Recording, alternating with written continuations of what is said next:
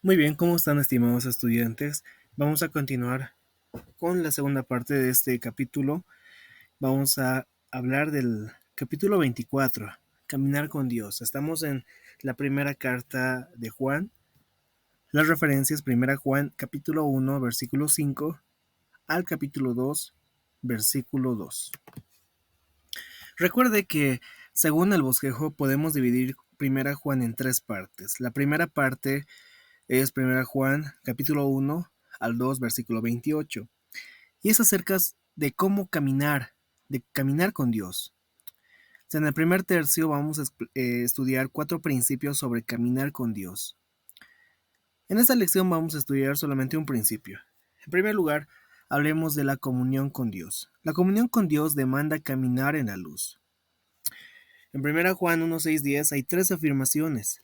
Después de decir que Dios es 100% luz, Juan desmiente 3 afirmaciones falsas. Él escribió porque algunas personas en la iglesia, o que habían estado allí alguna vez, o que estaban cerca de la iglesia, hacían afirmaciones muy erróneas, muy falsas, muy tergiversadas. Él escribió para hacer brillar la luz en esos maestros gnósticos, que estaban inquietando, que estaban incomodando, que estaban confundiendo a la iglesia. Al leer primera Juan, recuerde que estos falsos maestros nunca estaban lejos de la iglesia, ni lejos de los pensamientos de Juan mientras él escribía. La luz y la oscuridad son opuestas, como lo verdadero y lo falso, lo bueno y lo malo, la santidad y el pecado, Dios y Satanás. Juan utiliza contrastes. Él dice que Dios es luz, pureza, verdad, santidad, justicia. Lo contrario a ello es la oscuridad, el error, la vileza, el pecado, la maldad. Los falsos maestros decían que tenían confraternidad con el Dios de la luz, pero Juan sabía, por observar su doctrina, sus acciones, que vivían en obscuridad. No creían que Jesús era el Hijo de Dios, estaban vacíos de amor, eran esclavos de la carne. Como Juan dice, no practicamos la verdad. Practicar la verdad implica vivir y actuar en la luz. Los falsos maestros no cumplían estas 2 condiciones. La oscuridad, no la luz, describía su carácter, creencia y comportamiento. Decían que tenían una relación con Dios, sin embargo caminaban en la oscuridad. Pero Juan dice que no es posible caminar en la oscuridad del pecado, tener confraternidad con el Dios de la luz. La luz y la oscuridad son 2 reinos separados. La luz es santidad y la oscuridad es maldad. Las soluciones de Juan. La respuesta al problema del pecado no es encubrirlo, no es negarlo. El Evangelio declara que, debido a nuestro pecado, Dios se acercó a nosotros. Dios envió a Jesucristo para encontrarnos, redimirnos, para limpiarnos. Jesús no vino a la tierra para escapar de los pecadores, sino Él vino a buscar y a salvar a los perdidos. Ahí surge la primera pregunta. ¿Es posible que los cristianos vivan sin pecar? Y hay una pregunta replanteada. ¿Es posible que los cristianos vivan sin ser anárquicos ni rebeldes y sin hacer lo malo? Pues la respuesta es que sí. Pero vencer el pecado no es fácil. Requiere entrenamiento, práctica, disciplina y fundamentalmente la ayuda del Espíritu Santo. Pero vivir libre del pecado es posible y es el plan de Dios con que los seguidores de Jesús venzan el pecado en esta vida. Así que el Espíritu Santo inspiró a Juan a que escribiera: Hijitos míos, estas cosas os escribo para que no pequéis. Siempre que vivamos sin pecar, la misión de Jesús va a ser exitosa en nuestra vida. La segunda pregunta: ¿qué pasa si nosotros nos equivocamos, si pecamos? La respuesta depende de nuestra actitud hacia el pecado. Si lo tomamos con ligereza, negamos nuestro pecado, como los gnósticos, o si damos excusas, justificación, el pecado nos separará cada vez más de Dios. Pero si pecamos y eso nos remuerde, sentimos que hemos fallado y esto nos hace llorar lágrimas amargas, demostrando sinceridad de arrepentimiento como a Pedro, entonces Juan tiene buenas noticias. Él declara que cuando confesamos nuestros pecados y nos apartamos de la oscuridad para caminar en la luz, Dios es fiel y justo para perdonar nuestros pecados y limpiarnos de toda maldad. No hay limpieza de pecado para los que deciden vivir en la oscuridad, pero cuando optamos por caminar en la luz, Jesús es nuestro abogado y el sacrificio por nuestros pecados. En segundo lugar, es importante conocer a Dios. Conocer a Dios requiere obedecer sus mandamientos. Juan dice que la obediencia es la prueba de conocer a Dios. No es simplemente creer en el Señor o conocer nada más. Conocer solamente de forma mental o racional. No, es importante obedecer lo que sabemos, lo que conocemos de la palabra.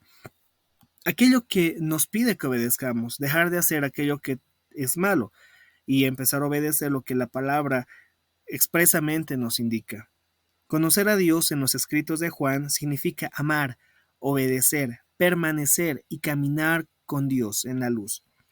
La obediencia es camino a Dios y con Dios. La obediencia comienza cuando obedecemos el Evangelio que nos dice que nos arrepintamos de nuestros pecados, que nos apartemos de ellos para seguir a Jesús. La obediencia no nos salva, pero es el camino que conduce al Salvador. Obedecer los mandamientos de Dios no es una escalera para que subamos al cielo, ni es la raíz de la salvación, sino que más bien es el fruto, el resultado de nuestra relación con Dios. En tercer lugar, la celebración de comunión con Dios exige no amar al mundo. No tenemos que amar lo que hay en el mundo. Juan nos da 4 razones por las cuales no debemos amar al mundo. El amor al mundo nos aleja del amor a Dios. En segundo lugar, Satanás tiene control del mundo. Asimismo, todo lo que hay en el mundo proviene del mundo y no del Padre. Y en cuarto lugar, todo en el mundo es temporal. Y bueno, en cuarto lugar, mencionamos que el pertenecer a Dios requiere permanecer en Cristo. El verbo griego para permanecer es meno, que aparece 7 veces en 1 Juan capítulo 2, del 18 al 28, y aparece 27 veces en 1 Juan. Juan contrasta a los gnósticos, quienes no permanecían con la responsabilidad cristiana de permanecer en Cristo. Howard Marshall menciona lo siguiente. Dice que habitar o permanecer en Cristo es el pensamiento principal de 1 Juan. Juan 15 enfatiza la necesidad de permanecer en la vid. Cuando leemos el Evangelio de Juan, se enfatiza bastante el permanecer en la vid. Las ramas que no permanezcan se cortan y se lanzan al fuego.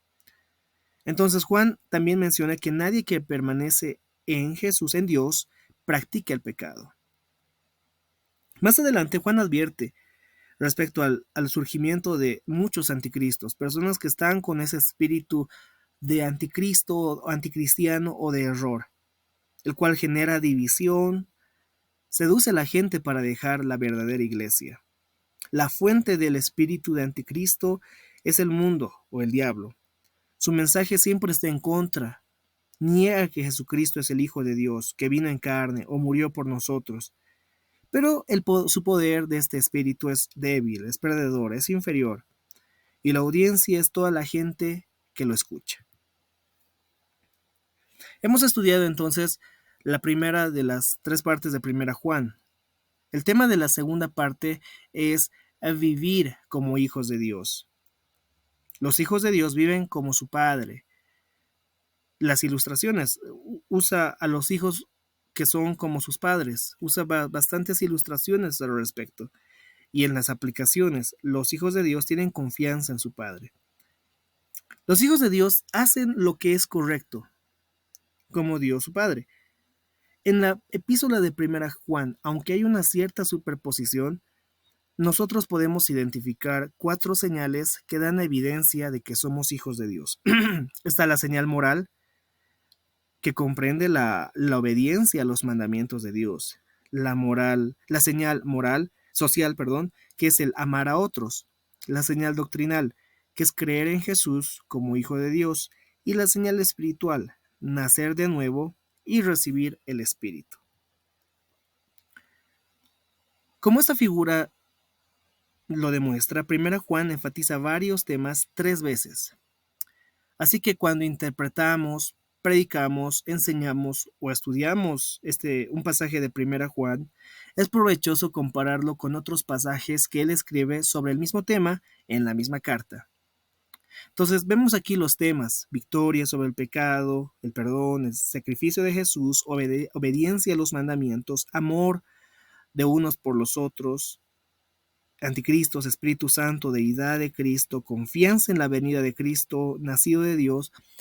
Vemos que se reitera en la mayor cantidad de las veces, tres veces en la misma carta, sobre un mismo tema. Finalmente, es importante recordar algunos principios respecto al círculo del amor de Dios. Dios es amor y siempre es la fuente del amor. Dios demostró su amor enviando a su Hijo para hacer el sacrificio por nuestros pecados. Por medio del Evangelio, recibimos el amor de Dios por su Espíritu. En cuarto lugar, los hijos de Dios comparten su amor con otros con palabras y también con hechos, con acciones. Finalmente, el amor de Dios echa fuera todo temor mientras aguardamos su regreso, porque nosotros amamos como Él ama. De esa forma estaríamos terminando esta sesión y hay bastante que debatir en las clases presenciales también.